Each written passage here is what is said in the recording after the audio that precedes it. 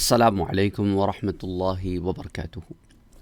آج ہم بات کریں گے آپسی معاملات میں ایک ایسے معاملے کی جس پر بہت سارے لوگ دھیان نہیں دیتے، اور وہ ہے زبان کا استعمال۔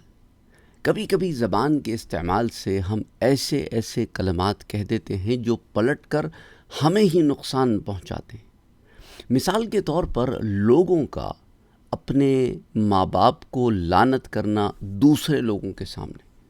اب آپ کہیں گے کہ ایسا کون بدبخت ہوگا جو اپنے والدین کو لعنت ملامت کرے، گالیاں دے لوگوں کے سامنے؟ لیکن یہی سوال کرنے والے بہت سارے لوگ بات بات پر ایسا کرتے ہیں۔ کیسے؟ آئیے حدیث مبارکہ میں دیکھتے ہیں۔ اس حدیث کے راوی حضرت عبداللہ ابن عمر رضی اللہ عنہ ہیں۔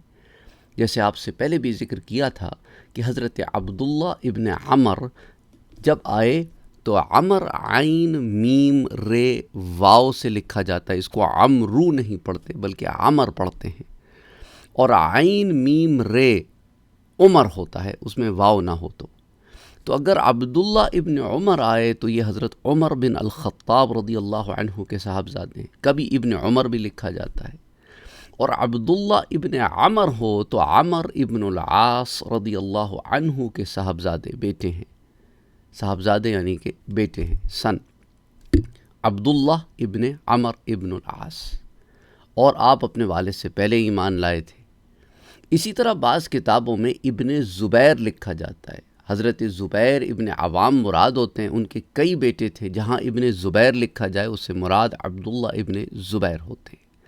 اسی طرح ابن عباس لکھا جائے تو حضرت عباس جو حضور کے چاچا ہیں، عباس بن عبد المطلب، ان کے تو کئی بیٹے تھے، لیکن مراد عبداللہ ابن عباس ہوتی ہے۔ اسی طرح کہیں صرف عبداللہ لکھ دیا جاتا ہے، آگے صحابی کا اور مزید نام نہیں لکھا جاتا، تو اس سے مراد عبداللہ ابن مسعود رضی اللہ عنہ ہوتے ہیں۔ تو بہرحال محدثین کے نزدیک تو یہ ٹرمینالوجیز، اصطلاحات یہ امپلیمنٹیشن میں ہوتی ہیں، وہ جب روایتوں سے گزرتے ہیں تو انہیں پڑھتے ہیں اور سمجھ جاتے ہیں، لیکن عام انسان کے لیے میں نے اس کو ذرا واضح کر دیا۔ امید کرتا ہوں کہ اس سے آپ کے علم میں اضافہ ہوا ہوگا۔ حضرت عبداللہ ابن عمر رضی اللہ عنہ روایت کرتے ہیں، قال رسول اللہ صلی اللہ علیہ وآلہ وسلم، حضور صلی اللہ علیہ وآلہ وسلم نے ارشاد فرمایا، ان من اکبر الکبائر ان یلعن الرجل والدیہ۔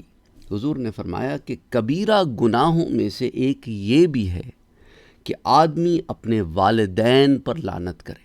یعنی ایک طرف سے یہ ہو گیا نا کہ لعنت کرنا اپنے والدین پر کبیرہ گناہوں میں سے ہے۔ بعض لوگ جذبات میں آ کے اور کچھ ایسے معاملات ان کے اور ان کے والدین کے درمیان ہو جاتے ہیں جس کے نتیجے میں وہ ایسی باتیں کرتے ہیں، تو یاد رکھیں کہ آپ کی زبان سے اگر اس طرح کی کوئی کمپلینس نکلے اپنے والدین کے لیے تو یہ کبائر گناہوں میں سے ہیں، اس پر توبہ استغفار کریں، اللہ کی طرف رجوع کریں۔ اب صحابہ نے پوچھا، یا رسول اللہ، قیل یا رسول اللہ صلی اللہ علیہ وسلم، وَكَيْفَ يَلْعَنُ الرَّجُلُ وَالِدَيْهِ؟ ایسا کیسے ہو سکتا ہے کہ کوئی اتنا شقی القلب ہو، بدبخت ہو، کہ وہ اپنے والدین ہی پر لعنت و ملامت کرنا شروع کر دے؟ کون ایسا کر سکتا ہے کہ کوئی آدمی اپنے والدین پر لعنت کس طرح کر سکتا ہے؟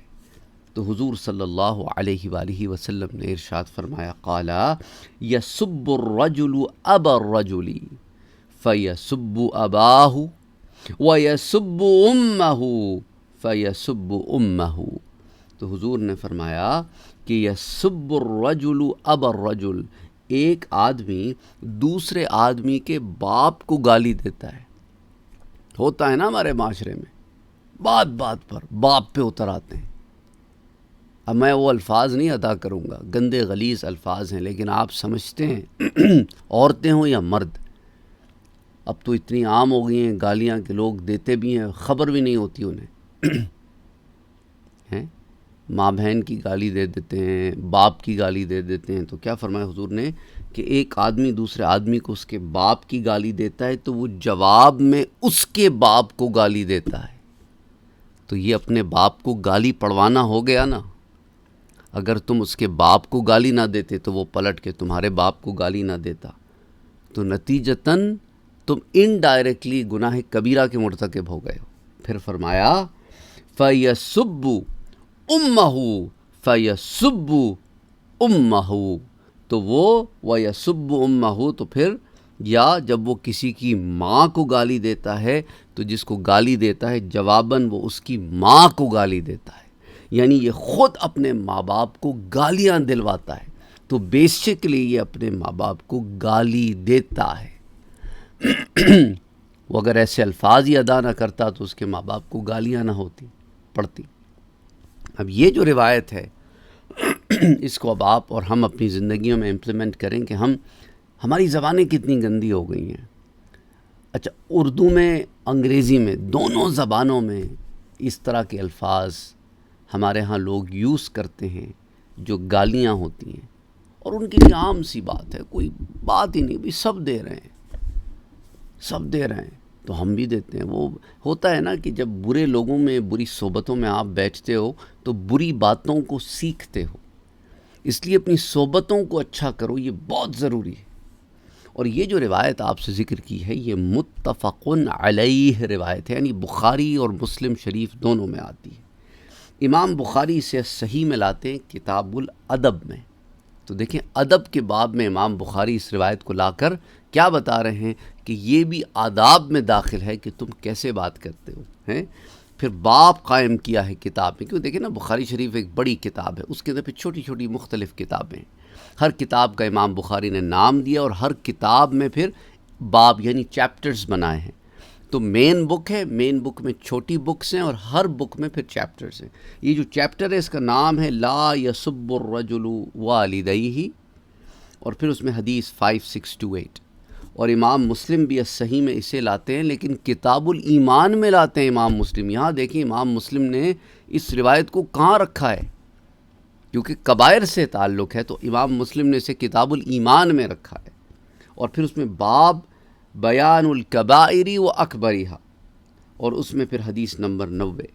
اچھا، پھر امام ترمذی بھی اسے لاتے ہیں البر والصلہ کتاب میں، پھر باب ہے فی حقوق الوالدین. پھر اس کے بعد امام احمد ابن حنبل اسے المسند میں کئی دفعہ لاتے ہیں، اور امام بزار بھی اسے المسند البزار میں لاتے ہیں. یعنی کئی کتب حدیث میں یہ روایت آتی ہے.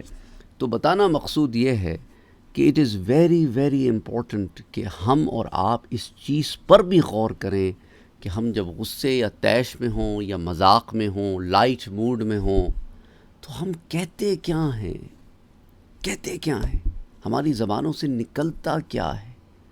نتیجتاً ایسا تو نہیں ہے کہ ہم اس حدیث مبارکہ کا مصداق بن کے جانے انجانے کبائر کا مرتکب ہو رہے ہیں.